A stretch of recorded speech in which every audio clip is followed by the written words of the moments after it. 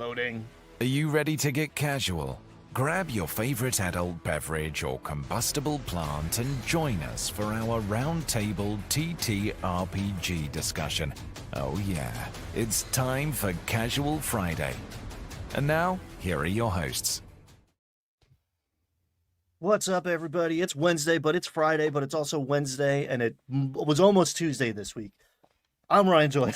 This is GM Jim beside me. We are talking about Critical Role, the new campaign, the Overture's over, even though it kind of went into overtime. Psych, the Overture wasn't over. But we got our first look at the soldiers table in this cold open.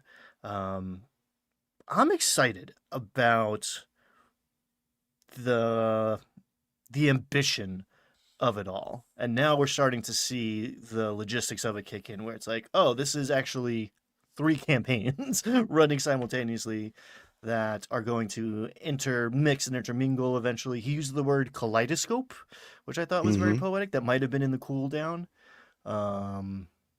So to be here at the beginning of this process is very exciting. Pretty good episode, I would say. Jim, first thoughts? How you feeling about the whole experience so far? Yeah, Campaign 4, Episode 5, the first non-Overture episode. Our first episode with the soldiers. We had Cadigan, Thimble, Tayor, why am I blanking? Wick and Tierney. Wick and Tierney, because they don't belong there. They're clearly not soldiers. Yeah, very strange. I thought this episode was better than the ones in the Overture. In some ways, it was more Brennan-y. In the Overture, I feel like Brennan didn't talk very much. Brennan talks more than Matt does, for sure. Like, Brennan explains things a lot more than Matt. Brennan eats up a lot more of the airtime than Matt Mercer does. And this felt more like a regular Brennan episode. Like, he talked a lot. He at length explained options that the players had, that kind of stuff. But before we recap the episode, do we want to talk about what Todd Kenrick learned yesterday?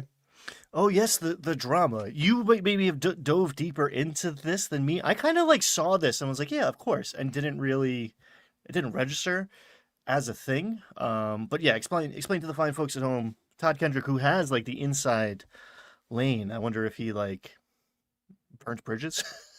Causing hype or what? I don't know. Well, I don't know, because Todd Kenrick did a live stream yesterday and I didn't watch the whole thing. I only watched the first part, but someone had brought to his attention, someone had discovered that on the Critical Role's website, on the Campaign 4 page, it had all of the characters from C4 and all of their classes and species and stuff like that, but none of their classes were 5e terms. They were all synonyms. Like Bolaire wasn't a warlock; he was listed as a pact mage. And did I write down some of the other ones? No, I didn't. But they all had similar. Cadigan wasn't a ranger; he was listed as a tracker. Time guy. Yeah, Mr. Time Guy. Sorry, yeah. I'm jumping ahead. So, but that was all there yesterday, and then I went and looked today, and they're all gone. Now it doesn't list any class. It's just been removed. So I was wondering, I was Critical Role theory crafting a little bit, that maybe they had a 5e sanitized version of Campaign 4 that they might have gone with. And until, maybe when the OGL stuff was happening, they're like, maybe they were going to ask Perkins to come up with custom classes for these, or I don't know. I don't know why the names are different, but it sounded like they were avoiding using 5e terms in the descriptions, which was a little weird. And you can imagine several different reasons why they would be doing something like that. There was a moment in the very first episode where Travis was like, I do lay on hands. Wait, no, not lay on hands. And everyone was like, oh, they're trying to not do SRD stuff, or he's not really a paladin or something. And then the next episode he did lay on hands. So it wasn't that. But it's very easy to forget that these aren't live streams anymore. This wasn't cooked up last week. The amount of world building and lore and just the sheer logistics and the set. Like, it's clear that they've been working on this for a long time, and it has been a very volatile time to be making a flagship TTRPG product in this space. I am sure I am on record a bunch of times on the internet on this very show saying like they would be stupid not to run Daggerheart. I did not account for the fact that by the time they were like making this, Daggerheart was not stress tested, was not out there in the world yet. They didn't know if it was going to be successful or a total bomb. So like that would have been a much bigger risk doing that blindly. And that goes to further say that they were making these decisions and who knows, writing up these character descriptions maybe before they had two out of three of like the founding fathers of 5e on the payroll. So I still think maybe that had some influence or at least like reassurance for them to continue on this core D&D path. But who knows? They've got Perkins in there. They got source book is coming. It looks like we've already seen some custom spells. We're probably looking at custom subclasses. There's a lot we still don't know. I was kind of hoping we would actually learn a little bit more, perhaps in a tussle at this soldiers table this week.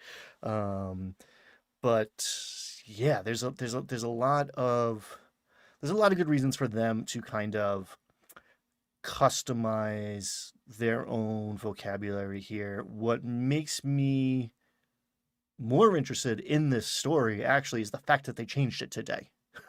That to me is kind of like almost an admission that something interesting is happening. Yeah, maybe it's probably not sinister. It's probably just some kind of placeholder text. Maybe they who knows, maybe these characters were developed many months ago and they were both Daggerheart and 5e versions of both developed. Who knows? There was one other piece of news I wanted to mention before we recap the episode. Robbie Damon and a bunch of cast members did a series of interviews on comicbook.com, and Robbie Damon said that the way they rolled for stats was 5d6 dropped the lowest 2. I feel like we knew that. Well, this happened. This interview was a couple weeks ago. We haven't done the show since then. And Robbie said that he did 4d6 and dropped the lowest 1, and that they were all doing it on a stream with each other so they could see the dice rolls. Which, I mean, I guess they just all rolled well. That just happens sometimes. These characters are OP, are cooked. 5d6 drop the lowest is absurd. Good on him for doing 4d6 drop the lowest. OSR grognards are yelling about it, but like that's acceptable. That's fine. It occurred to me actually, like late at night or in the shower, that we have heard them be encouraged to have backup characters several times. So if I'm rolling for stats and I'm making 2 characters, the first one I play is probably going to be the better one too. So that is also going to like tilt the statistics here in favor of big numbers. Everybody listen to Twin Steel, like, comment, subscribe, ring the bell. Do all the things.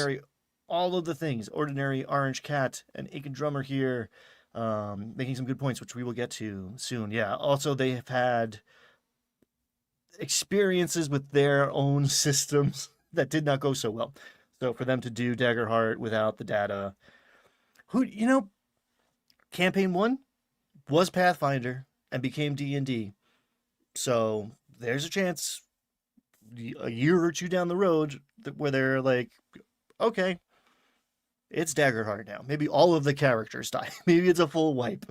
And they're like, all right, new characters, new system. Anything's possible. This is D&D, baby. Yes. Yeah, we'll talk about that stuff later. We need to recap the episode because we're going to be here for 3 hours. In the cold open, we start with the soldiers riding to pursue Casimir to trying to claim a deed to a stronghold. Brennan sort of reintroduces each character by asking them a question about their purpose. And then the only other thing I wrote about the cold open was I like when Cadigan went full ranger and showed them how to flip the tops of their water skins open to catch the rainwater. I was like, ranger shit. I love it. I love ranger shit. I love overland travel. Like I think the back half of this episode kind of exemplifies by like this is kind of my favorite form of play because you can do things that don't happen in town or in the dungeon. The world feels so much more open and real, and you have significant choices being made. I think it's actually in the cold open where they get to a point where they're like, okay, we're not taking this path. And r- those decisions of just like, all right, do you go north? Do you go east? The rest of the campaign is going to continue on from that first choice, from that input. You're going to experience different things. Do you take the left door or the right door in the dungeon? It's a lot easier to like, all right, let's go see what was in that right door. Whereas, do you go over the mountains or through the forest or take the King's Road? Um, Super interesting to me. That always gets my juices flowing. We had, I want to say we have a placeholder opener. It's good, right? Like it's aesthetically good. It is production wise good. It's like thematic, but it's not. We don't see the characters necessarily. We don't get a lot of the story. Um, it's not the cast singing a custom song. So in my mind, this new opening is also a placeholder opening. I Like, have didn't we love done that it. in the past? I didn't. I mean, it's fine, but I want it to be cooler, They have changed the opener before. right? Like Thursday Night is such a bop that it's hard to second album sometimes doesn't come through the same way. Yeah, I don't know. I didn't love it, but I usually skip the open anyway.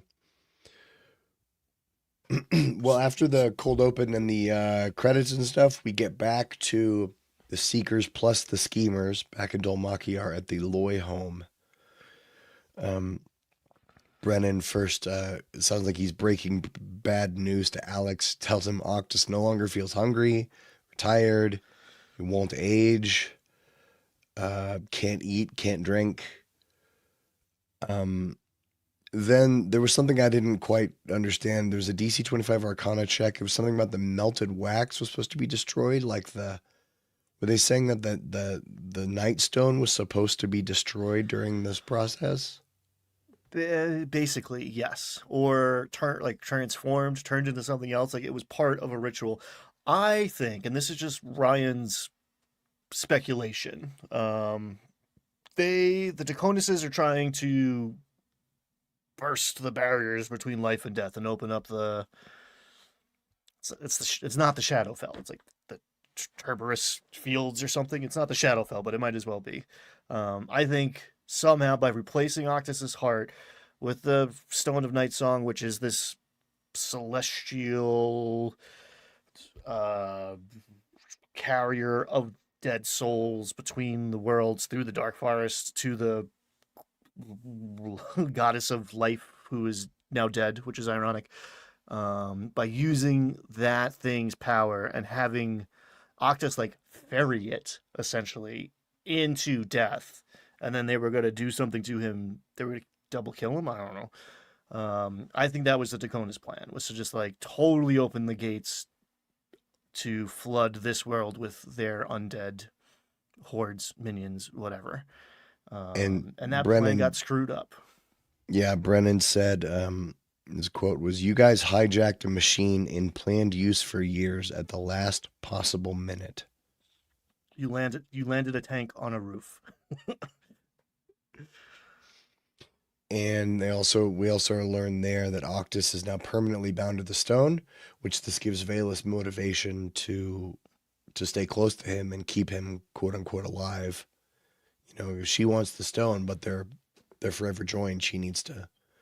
She's like becomes his guardian now.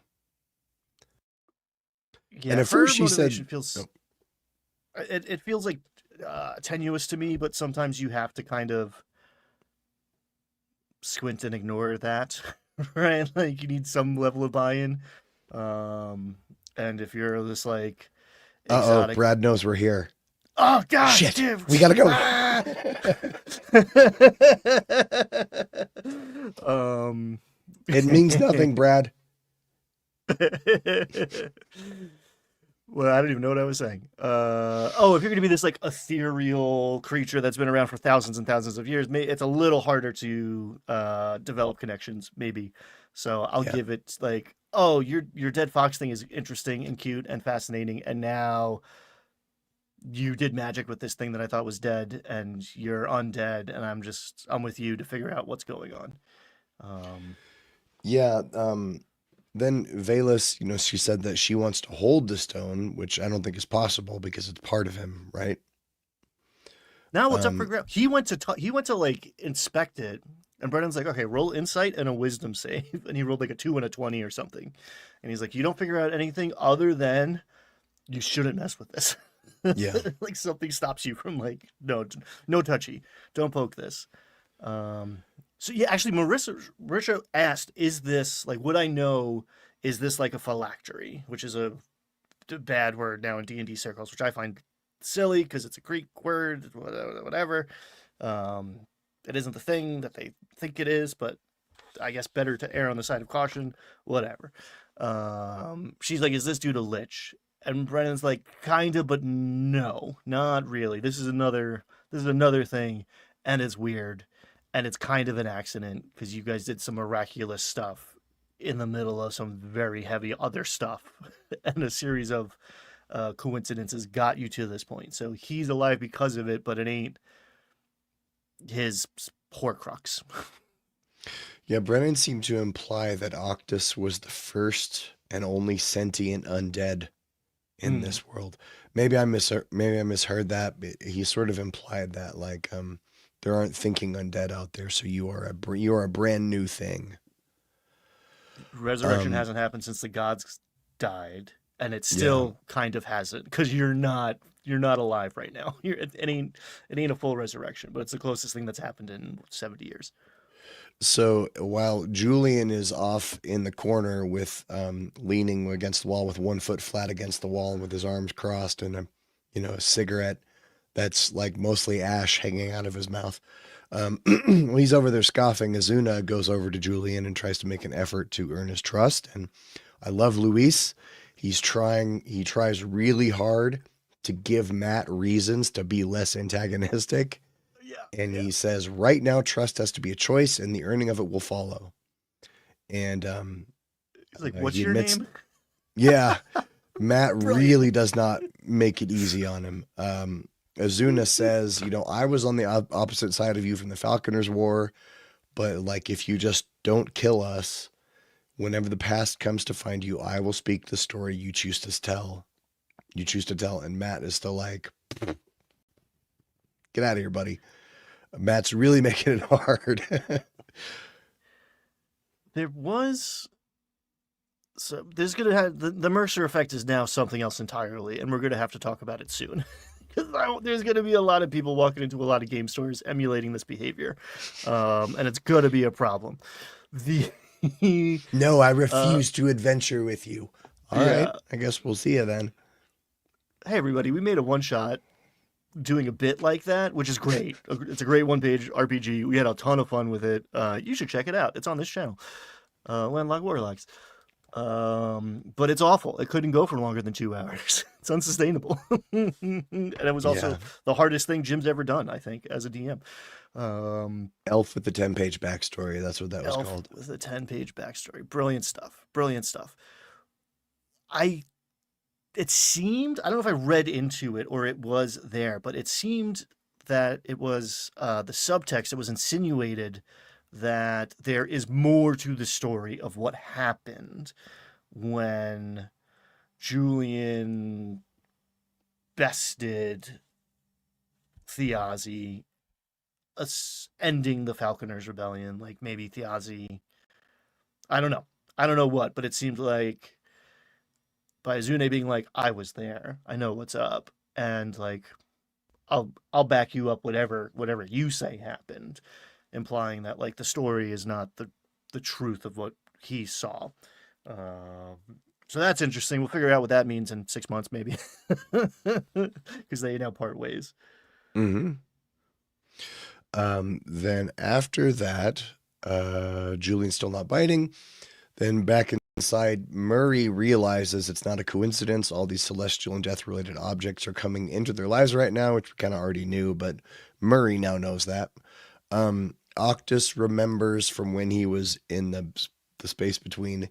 He remembers Takona's flags and a lone orcish warrior, the banner of the Barrow Guard, which they thought maybe Allogar, which is Hal and Taisha's kid, right? Yes, we still don't know exactly what the Barrow Guard are guarding or guarding against, or we don't know quite what's going on there. But Julian was responsible for like training up a lot of these guys, and their son is over there and is ostensibly probably the person in the vision. So Taisha's like, we should go to there. Yeah, the Barrow Guard's interesting. I'm picturing like the Night's Watch. There's got to be some kind of plot like that. Some kind of plot like the thing that's really going on. You know, there's the brilliance of A Song on Ice and Fire is not who gets to sit on the throne. It's the brilliance of that's not actually what's important. What's important is the zombie army coming down from the north, and nobody believes that that's what's important. That's what makes that so good.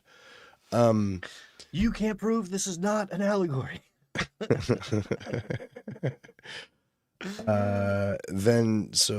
that. Then Julian says, "Wherever you go, Octus, I will go. ...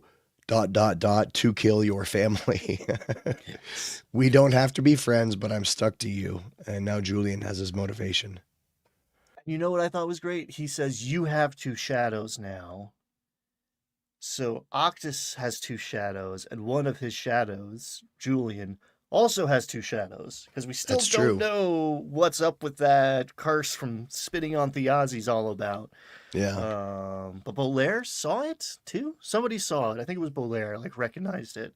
So Octus has 3 shadows? 4 shadows? It's been a long time since I did, like, is that the transitive property? I forget my logic here. Also, that boy, just like that pointed.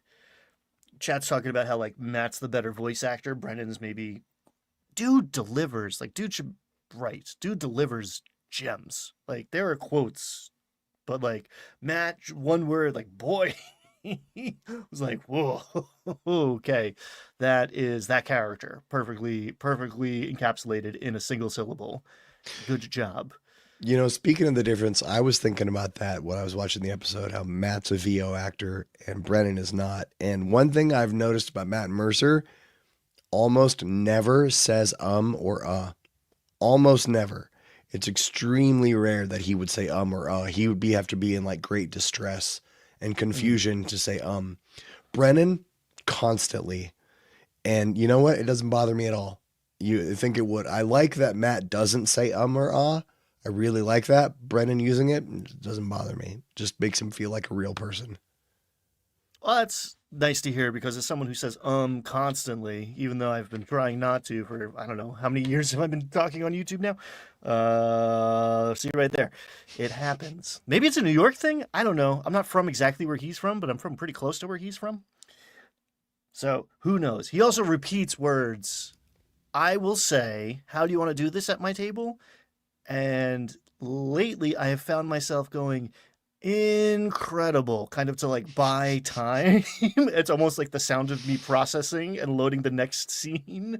And I've totally lifted that from Bleem and didn't even decide to. There was a YouTube video about Brennan's use of that specific word, about his use of the word incredible. It's how he uses it as a transition word to take the ownership of the scene back or something.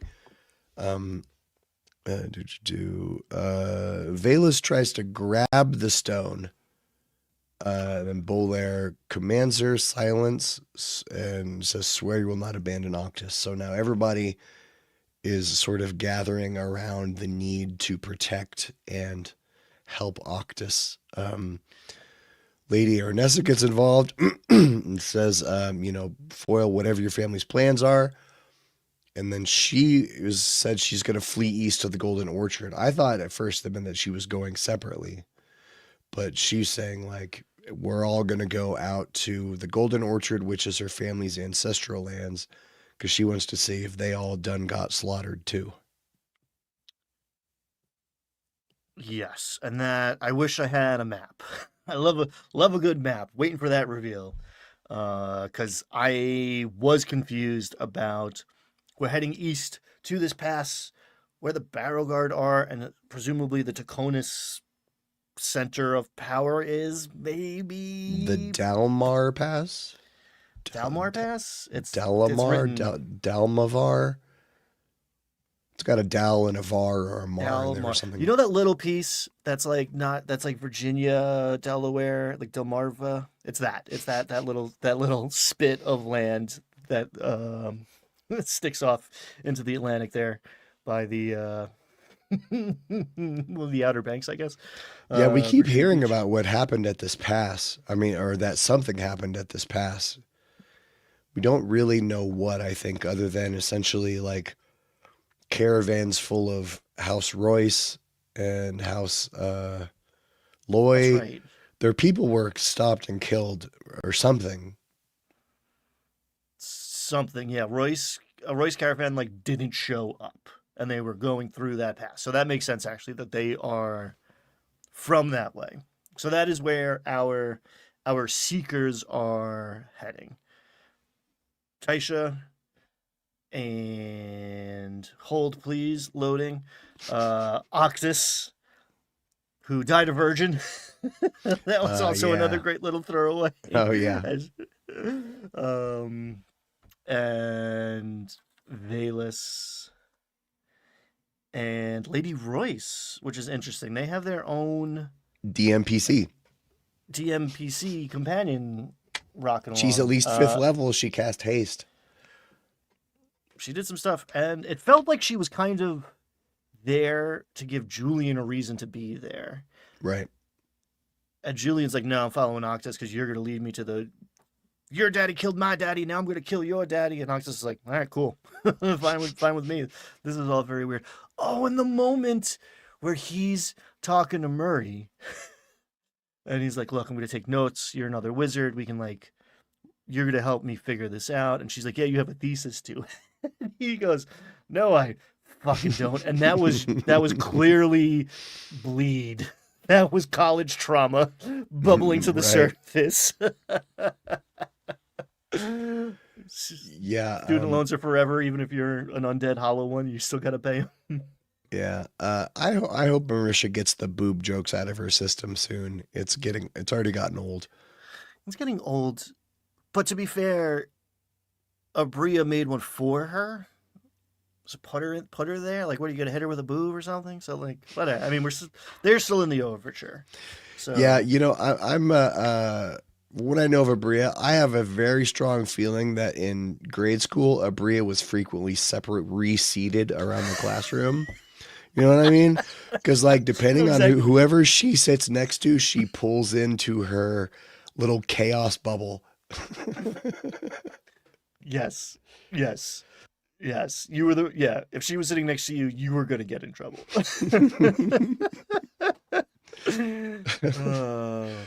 uh, yes, So perfect. Azuna figures out how all the big houses are basically independently making moves at the same time to take over institutions. And then Azuna basically at the end of their scene tells us what the schemer plot is. He says, we're going to go turn the houses against each other because he's concluded they're not all in it together, Mm. that there's still some space there. And that's basically like, that's the schemer. It sounds, at least their initial objective of what they're starting to do. Um, all right, because the seekers all step away. We don't know exactly. The seekers are going out to Lady Aranessa's Delmarva. place, In the Delmarva. path. Right, Delmarva. they're going out to the beach in Delmarva. And then I loved when the seekers step away, and you realize everyone who's left at the table are all the people who have a day job. Because Brendan's like, all of you have to be at work in 2 hours. I've never. I've integrated characters' backstories before and had like them set in their hometown and they have relationships and like previous employment even. but it is such an interesting element that they are like, oh shit, gotta go to work. Yeah, That's a great way to address the long rest mechanic issue in fifth edition. right. I've never done it in fantasy. I've done it in like modern role playing games, and that's kind of one of the things I like about like modern set RPGs. It's like, so you are you're a superhero, but you still have to go to your accounting job Monday, Friday. How do you deal with that? That's kind of like what the point of Triangle Agency. It's like, It's almost like a mini game. Like it's yeah, another. Whereas this, it feels like it's going to be central because like that, whatever I forget the noble person who's clearly got some sort of agenda who's like showed up at the museum in the middle of the night that is now coming back for Belair to tour around. yeah. Hey, Um, hey, Brad, do you want to join us? I see you're still in chat. You could join us if you want. I didn't approve that, by the way. I'm hosting, so it's my Oh, I'm call. sorry. But I'll add him to the Oh stage if he man, shows up. I oh man, I talked out of school. I'm sorry. We didn't. Brad, come hang out. I don't care if you watched it or not. Um, this confused me because okay, Andre. This confused me because I thought Murray was fired. So why would she need or even be allowed to roam the Pentrevel? Pentrevel? Wizard. Penteverel. Penteverel, the wizard school. Um, she thinks she's going to get fired. The person who said that was getting fired at the time. So Murray might not have a long time, but as far as I know, she has not been handed her pink slip yet, and is maybe she clearly has some sense of ownership and community there. So she wants to save her school. It's not just academia is different.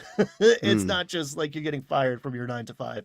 She feels like this was a place where she could go as a poor kid and as a dwarf in this. We don't know exactly what that means in this society, but and get a chance and get an education. So she has a sense of ownership there, and I'm projecting, but I feel like she's going there to defend it, not even just to like figure stuff out and like work against the Daconuses, but like to defend her place from their influence, which I don't know. He seems pretty OP, but they also seem maybe like they have other things to distract them other than wizard school right now. So yeah. And right before the break, Brennan tried to end their scene with a little upbeat of some hope with some bird stuff, showing a magpie birth on the windowsill. bird stuff brought to you Bird by stuff. Brendan Lee Mulligan. Brad cannot join us. Bring your client, man. That's cool. Have your client join in. Yeah, We'll all that's talk. that's Um, cool. This is totally this is not HIPAA ADA. compliant. It's fine. HIPAA. Thank you. It's all Yes. HIPAA compliant. Okay. Talking. So speaking of Brendan Lee Mulligan, NPC bangers, greed destroys the world, but it also destroys itself. Damn, man. Like, did you like write that? Was that on a piece of paper, or did you just like? Is that coming off the cuff for you? I gotta know because I don't. Have you ever seen the show Mythic Kitchen? no, Well, no. it's What's a Mythic it's a Kitchen? YouTube channel. They got millions of subs, but they do this series. It's called Your Last Meal, and it's like they just have a guest on, and they say, well, you know, what if it was your last meal ever? What would you want to eat? And then they talk about death and stuff. And Brendan was on this week, and it's like Oh, an hour 10 of just just A+ philosophy beginning to end. They're talking about life and death and food, and it's like one of those things that you put on in the background, and then pretty soon you're like, I can't work, and you move it over to your main window. I have to actually watch this. Yeah, Brendan Lee Mulligan on Mythic Kitchen, amazing. You know, dude, he just spits wisdom, like an 80-year-old man. I mean, I think he's only about 35. yeah, yeah. I would say chicken parm, probably like good chicken parm, not like pizza place chicken parm. I haven't thought about it for a while, but chicken parm is my answer right now. Yeah, I don't know. I'd probably have to say sushi from Sushi Zanmai in Boulder. Sushi Zanmai, Boulder, Colorado. Pretty amazing. All right, so we get the break. Then after the break, we're back to the soldiers' table. Yes. And And then Brennan starts saying, "I'm just hearing from the judges," because before in the cold open, they Robbie rolled a survival check, and if you've ever played a ranger and rolled a bad survival check, it's like a knife in the chest. You know, like this is the thing I do. How could I roll bad at it? Um, so And then Brennan decides to allow guidance. because he missed the DC by because Oh, Brendan will one. he'll announce the DC and he announces like the tiers of success, which I'm a huge fan of. You get this for this and this for this and this for this, so the players know what they're shooting for right Yeah. away. And yeah, he was off by one, but he had guidance. That was like the fade to black. He's like, I did have guidance. And then at the fade to black at the maybe it was the cooldown, or it was the end of the episode. He goes like, "How do you not just spam guidance all the time if you have it?" It's like, yeah, you gotta actively not. It's a problem. Exactly, Robbie. Yep. Yeah. You Yep. are now discovering what we all discovered 2 days after they introduced that spell. Um, also, Welcome to the party. Mhm. I never seen Robbie sleeveless before. Dude has bigger guns than Travis. Did you know that? Oh my God, Robbie's awakening something inside of me. I think it's Cadigan more than Robbie, but yeah, he's tatted up and he's swole. To the cut of like, you can call me whatever you want, and they slide his character in. Like, oh God, he knows what he's doing. That Um, was funny. I will say the open. So clearly, like the tradition in Critical Role is you're ragging on the DM, trying to get them to break right as it goes in, which maybe we should start doing here at Landlocked Warlocks. Mm. Um, but Brendan's like, "How do you play this game? This book doesn't tell me what to say from moment to moment. Help!" And it's like, "Oh yeah, I read this 400-page book as a new DM and still don't have any understanding of how to actually do this thing." It's Yeah, the heart of this game in some ways. the trying to break the DM right before coming back from break is a storied tradition at Critical Role, but they almost never let it slip. We almost never see any of them. The only ones I know was when Brennan told us once in AXU, he was like, "Welcome back. Sam just said taint." He kept on going. And I heard Lou Wilson, he got it in late. He said Wesley Snipes tax evasion. It was one of his to try to break. I don't know. These Hollywood types, they're weird. Anyway, so after coming back from break, Brennan is saying, all right, so you can go the Pilgrim's Road or the King's Highway. And Soft Boy Wick wants to take the highway. He's like, there will be inns and streams for us to bathe in. And we learn the world as a custom calendar. Hmm. I don't remember any of the names for things. Smith's Day? I think it's Smith's Day. Yes, that was the current day was Smith's Day. They go near an inn near the woods. They decide to leave their horses there, and that they're pretty much committed to going directly into the woods. They talk to some prisoner who's hanging in a cage. His name is Abelang, and he recognizes Thimble. Brilliant. I love it. I loved it Yeah, so much.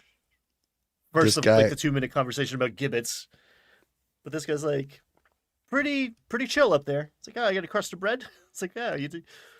I'm gonna Yes. leave this up here so everyone can screenshot it, just to. Uh, um, this prisoner had robbed a caravan and stole a bunch of Candace and Creed objects. And then Wick, who's supposed to be undercover, says his name is Nick Halavar. I never really understood at any point during this episode what the plan was for Wick to be undercover, because they wanted him to be someone from his family, not him, but still talk. I didn't get that part at all. Like, I didn't understand the plan. well, it was a moving target because he was so terrible at it. And then walking away, he was like, "That was great. We were feeding off of each other." Like he's so excited. It's just like this dumb little puppy. It's wonderful character. God. But yeah, his alias is Nick. Perfect. Um, Oh man. they freed the guy who had not seen Sid, who's Teor's brother, but saw Takona's carriages on the King's Highway and saw crow feathers. So it kind of confirmed the Takonases. This pretty much confirmed that the Takonases got the stuff from the Crow Keepers. Crow Keepers stole the stuff Theozy was trying to get, sold it to somebody. We thought it was the Taconuses, and this pretty much implies further that it was them. Because it was the stone. It was the thing that they shoved into. I always want to call him Octus. Was in Thiazi and Thimble's possession, and Kaz knocked him over and stole it. Yeah. Screwing up the escape plan in the process. So then Abalong pointed them toward a lookout tower in the forest, and a gnome named Olbed, or Olbed, I don't remember. Then they go in the woods. Then we have this wild sequence where Thimble spots a fairy hiding in a dewdrop. So good, a naiad. So weird. Oh, wild. I loved it. And then we learn that this fairy is like a lookout. She's looking for other fairies to guide them towards some kind of fairy safe house. Mm-hmm. The fairy's name is Brookmeadow, and she grabs Thimble and is like, "Are you in danger? Because there's all these big people around." And she said she saw Sid the day before, but when Thimble tells everyone else, she decides not to give up Brookmeadow. So she says that she saw fur that was distressed, and the fur looked like it was heading north. Mm-hmm. Mm-hmm. So good. Two key details that I derived a ton of pleasure from. One, she's 7 inches tall, so about twice your size. And two, she's a naiad. She's a water spirit, not a tree spirit. So she grabs Thimble, pulls her underwater, and goes and blows a bubble so she can breathe underwater and have a conversation with her hidden from the big people. So just like excellent little world building details. And again, the kind of stuff you can do out of doors, overland travel. You can just like stumble into something like this, find out about another place. Like I know some trees that'll kill these guys if you're in trouble. Nah, okay, cool, you're good. All right, Hawthorne's Glen. Hawthorne's Glade. They discover there's some sort of like fey safe haven because the doors to fairy are closed, and people like Thimble are stuck on the wrong side and need places to go. It's also right around this scene, Sam debuts the campaign for drinking vessel. Yes. Which so is just a chalice. And in character, he said, "Oh, I just packed the one. It's just my road chalice." But it has a little message taped on the bottom, which I didn't have time to read. Yummy angel blood. Oh, gotcha. Yeah. For those at home who have not seen it, it looked like one of the wrong Holy Grails. Totally. Indiana Jones. It was like an ornate goblet. Yeah, it's definitely a rich kid's travel goblet. Yeah. And I note here, like, when Travis several times so far has involved Robbie, like, "Oh, I think Cadigan and I would probably be doing this." And I really, really like that, because Travis knows that Robbie is totally the kind of player who's a fade to the background kind of guy. You know, Homer going into the hedge. If you don't, like, if Robbie doesn't actively have a reason to contribute to a scene, he usually doesn't. And I really liked Travis pulling him in and reminding him, like, "You're a ranger, let's do outdoor stuff." I think that Travis might be the best player at that table as far as like D&D players go. Other people are more commanding of the spotlight or whatever, but as far as like somebody you want sitting at your table, because Travis is the reason that it was Wick and not Sam who had he pulled that into the game. Travis is constantly yes-anding what other players are doing, or just paying attention and psyched about what they are doing. Like him getting pumped every time Ashley would rage for campaign 2 was incredible. Robbie got instantly naked. I'm telling you, man, the guy knows what he's doing.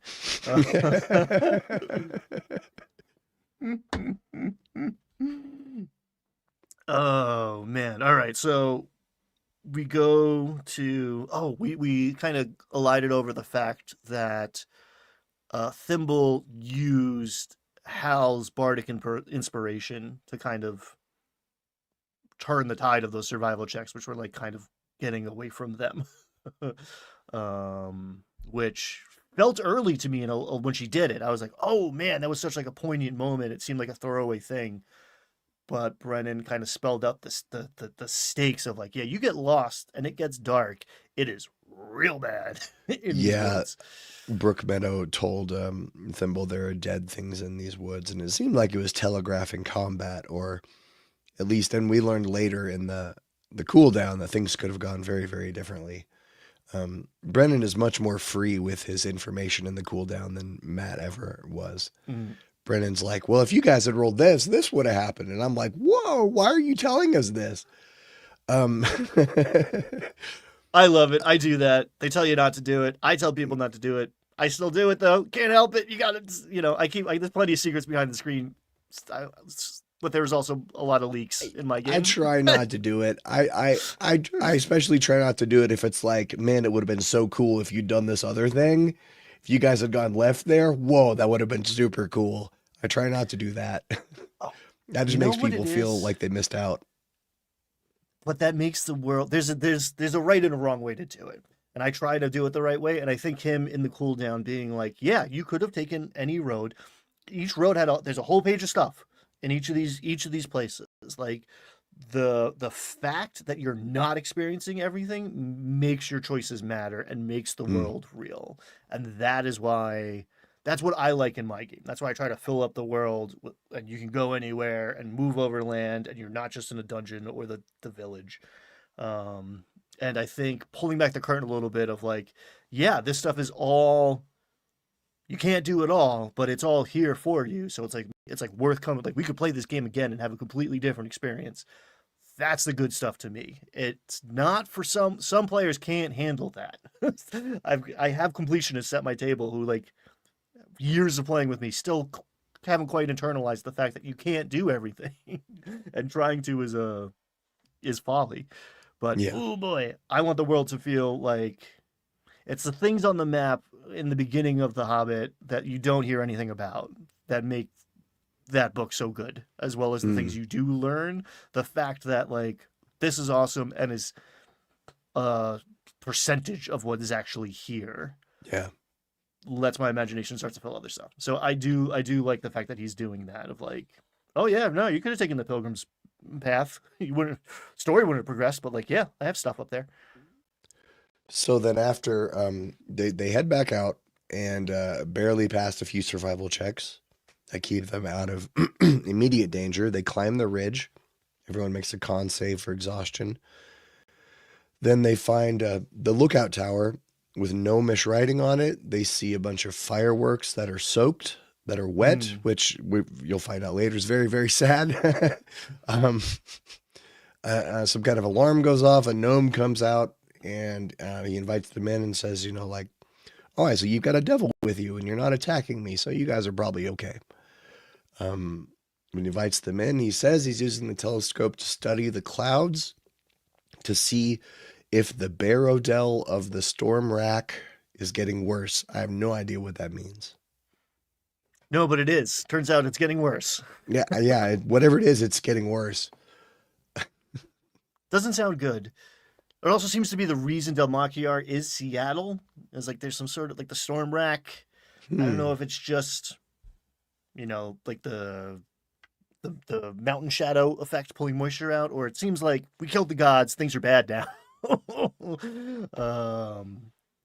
It's the river by the city. That's interesting. Is it the river by the city?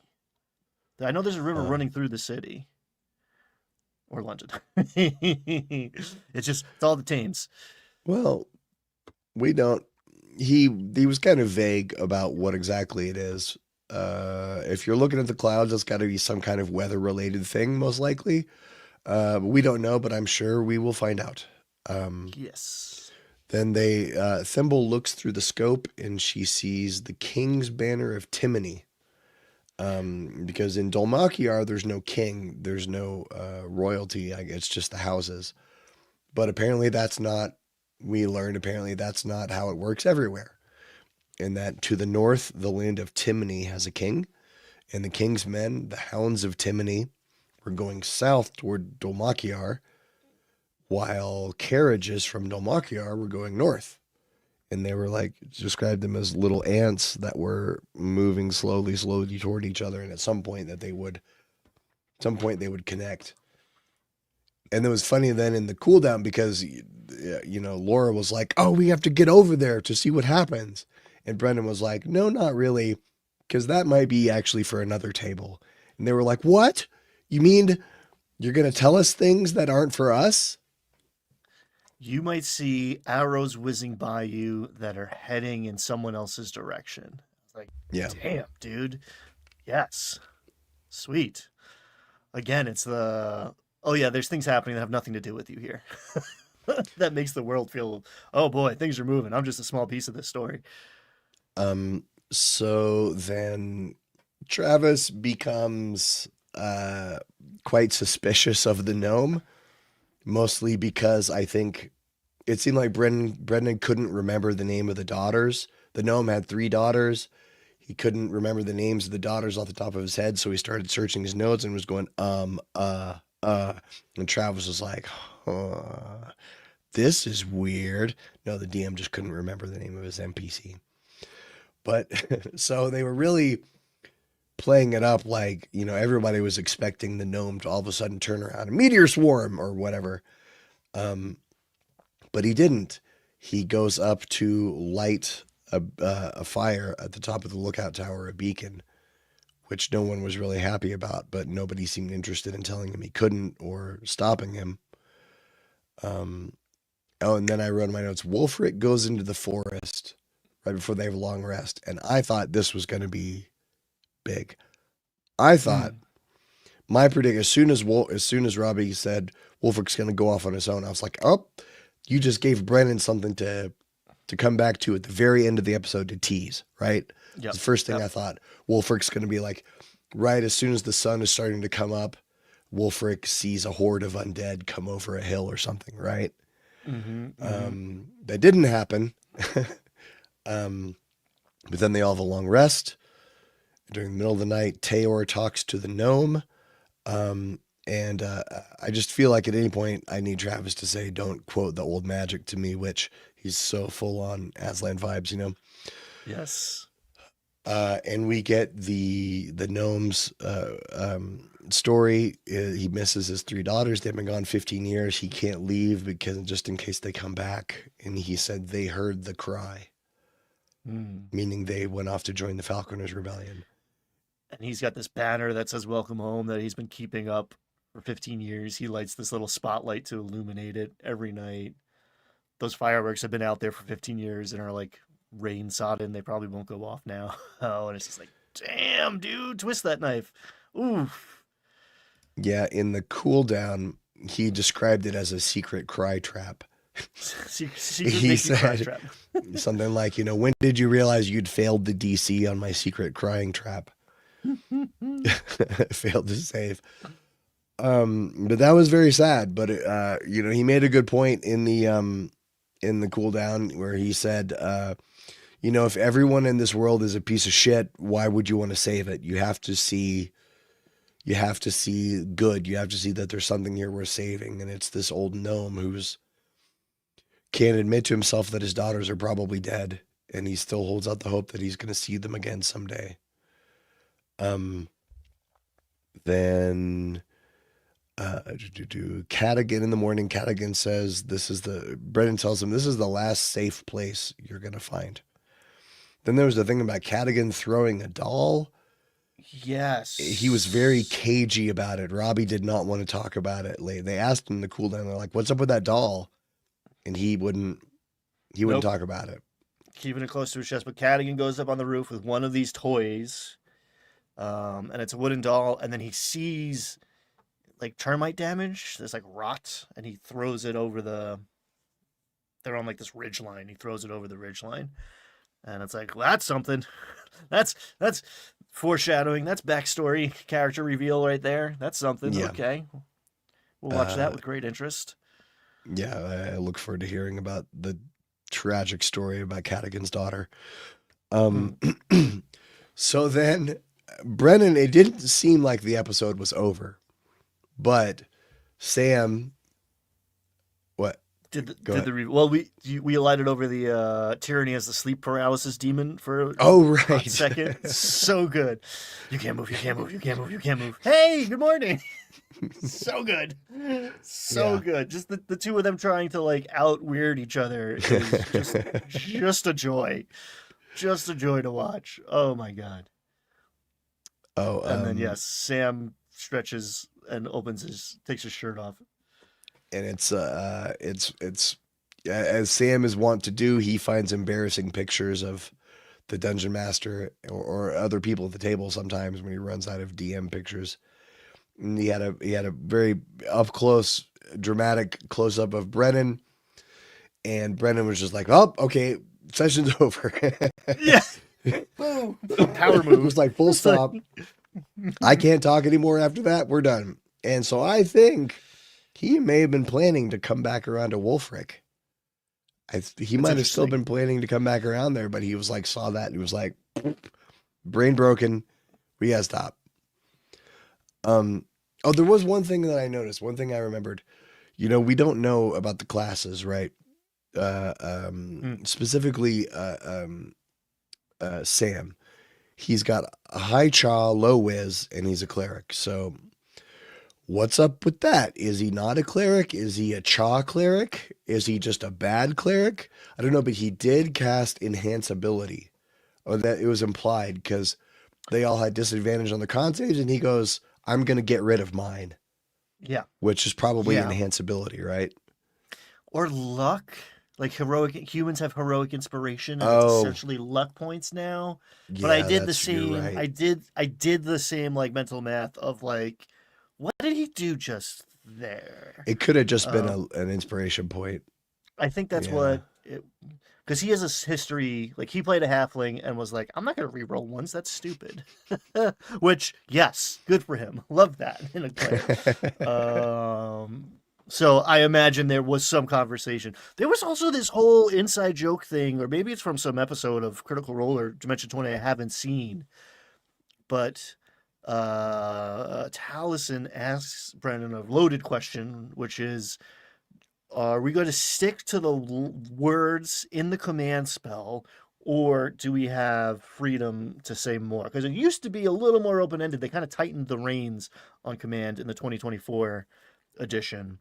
And Brennan's like, yeah, as long as the character understands the thing you're saying. And they were all like, crumb or something. I don't know what they were saying, but I was like, is this from some movie I don't know? Or like, I what? missed that. Okay, yeah, I didn't understand it, and like went looking a little bit. It's like also, so in my tiny bit of research because I like to form my own opinions before I let Reddit inform them. A lot of people complaining about the sound of Brennan's voice. Are you experiencing that? Are you having difficulty like hearing him? I've been listening to him for a while, so I don't catch it. But a lot of people are like, they gotta fix the audio, and I'm like, I don't. Um, And well, I'm an I've old man. noticed I use subtitles. I don't or closed caption. I use captions too, but um, well, I noticed in the episode 2 when they had the combat, Mm-hmm. they didn't seem to have his mics calibrated right for him to stand up because like you could hear him just fine Oh, when he's sitting, but when he stood up, he was a little low. Or interesting. sometimes Okay. he'll there were sometimes he like leaned over to get minis or something in one direction. He was still talking. Okay. I didn't think it was a big deal. It didn't really stick out to me. Yeah, it was just multiple people, and I was like, I don't know. Yeah, yeah. Chat, same thing. Multiple comments, never had any issues. Oh, there was one thing, one other thing I wanted to note in the cooldown. I can't remember who it was, but somebody said like, "Oh, I wish I could be over at that table. They sound like they're gonna go do something really cool." And Brendan goes, "You guys can switch tables if you want." And I was like, "What?" They're just gonna switch tables? Like, aren't they gonna have like artwork that shows the tables together? I don't know. That was weird. I I, was not expecting that. I mean, I think we're going to see convergent story beats eventually, right? Like I do think Taisha's coming home. I do think Wix is coming home, right? I think like we're gonna end up back into Makyar and probably like maybe not at the same time, but I went into this thinking if we're doing it West Marches style, we're gonna see some cross pollination. What I'm curious about is going forward. So another thing I saw in internet commentary was like people were upset that this wasn't a soldiers episode. They were looking forward to just the soldiers, and well, why was it the other stuff? And I was like, you've never run a D&D campaign if you're not like, oh man, an extra 2 hours of content here that we didn't get to. Like, yeah, that happens all the time, guys. Relax. But is that the plan going forward? Where like soldiers.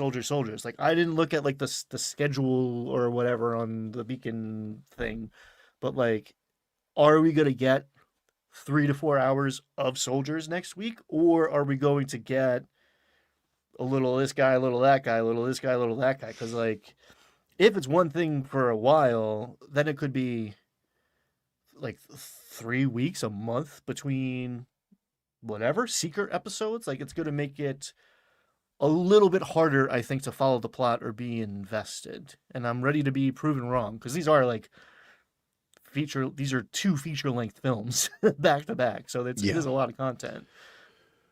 I don't know. As far as I know, the regular schedule is the same as it always was, and I think probably spending a month with each one is better than week on, week off. You know, like soldiers, then schemers, then. Because I think if we're just getting one Schemers episode a month, is that harder to follow than a month of Schemers episodes and then no Schemers at all for 2 more months? I don't know. Again, this really excites me. They're taking a big swing. This is like a new, I don't know. It's easy for me to get like super excited and like oversell it, but this is a new kind of artistic endeavor in a way that we really haven't seen something like this on this scale with this value before. Like maybe there's actual plays out there running West March style, multiple tables in one big storyline. I think this is super ambitious in the way that like the Marvel universe is ambitious. I think they're gonna stop when they should, unlike Marvel.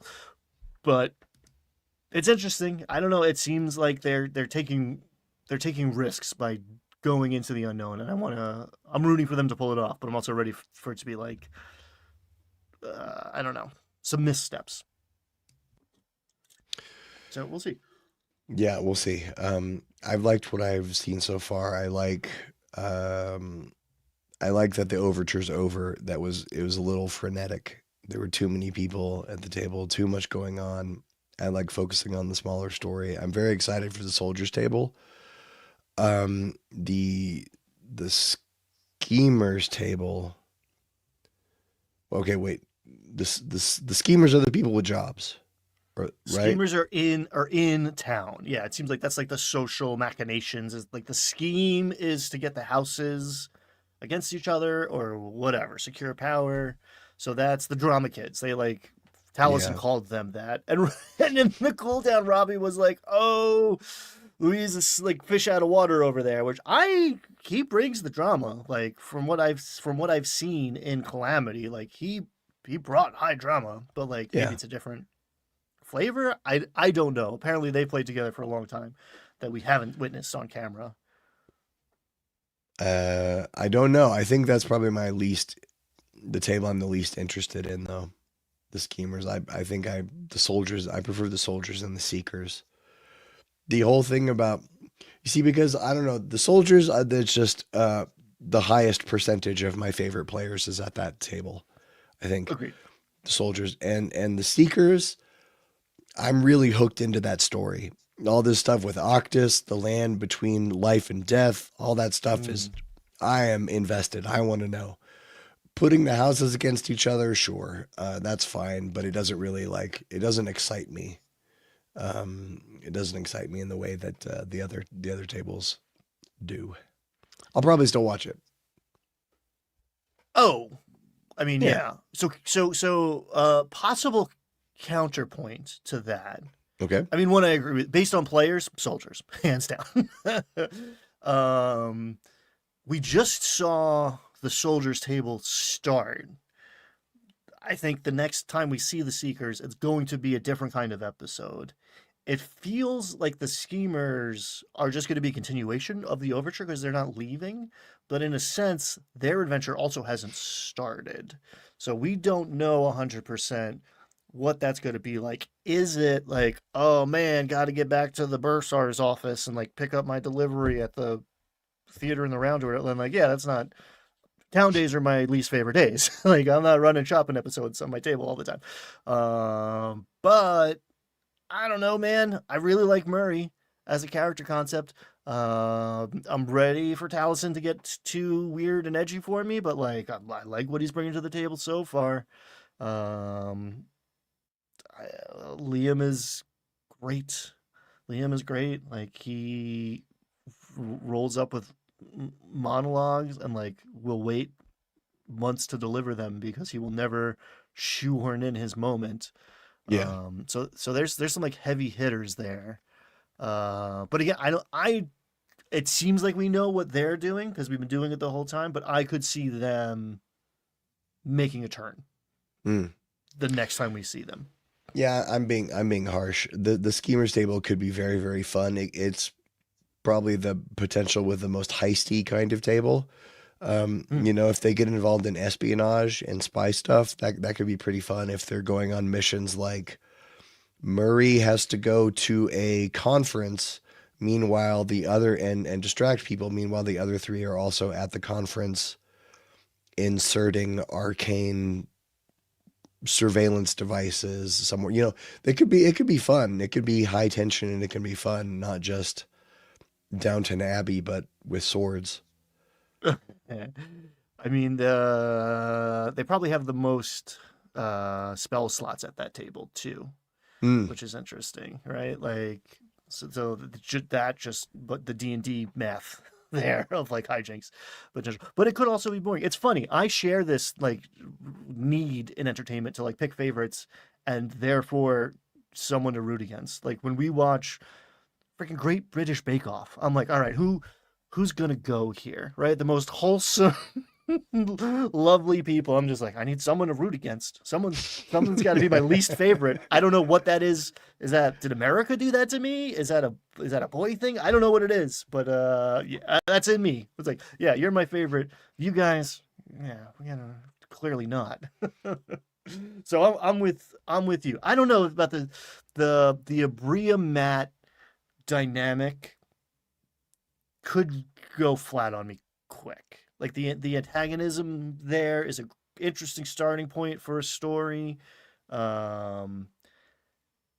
Ashley's another person who will like fade into the background unless someone's pulling her forward a little bit. Super interesting character.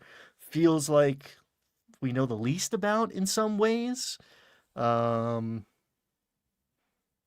we'll see. I mean, if Brennan has a DNPC in that party, maybe that's the dark horse for my favorite then. But So here's my prediction for Julian and Taisha.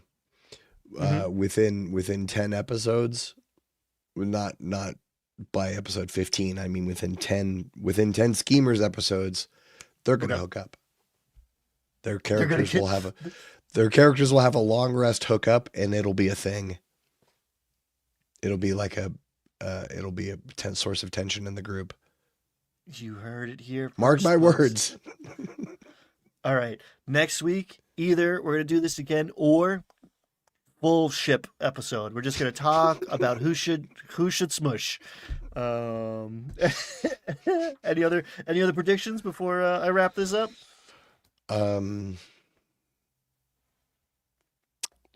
No, I really feel like I can drop the mic on that one. Yeah. Nostradamus strikes again.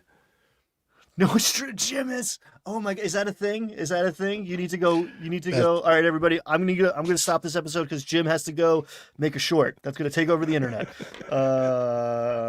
We love you all. Thanks to you for hanging out, for commenting, chat. We're reading you the whole time, even if we're not interacting, because it's hard to do this sometimes. We love you, chat.